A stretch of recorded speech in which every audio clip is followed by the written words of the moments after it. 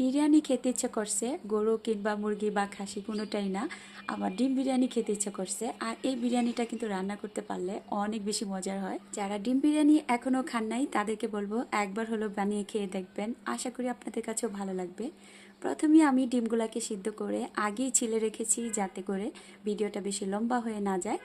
এরপরে যেই হাঁড়িটাতে আমরা ডিম বিরিয়ানি রান্না করব সেটাতে আমি দিয়ে দিলাম রান্নার রেগুলার তেল, দিয়ে দিলাম একটুখানি হলুদ, একটুখানি লবণ। এরপরে আমি ডিমগুলাকে দিয়ে খুব ভালো করে ভেজে নেব।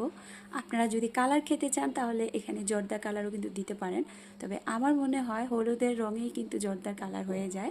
এরপরে ডিমগুলাকে আমরা উঠিয়ে রেখে দিয়েছি, আর এখন দিয়ে দিলাম আরও কিছুটা তেল, আর দিয়ে দিলাম কেটে রাখা পেঁয়াজ কুচি।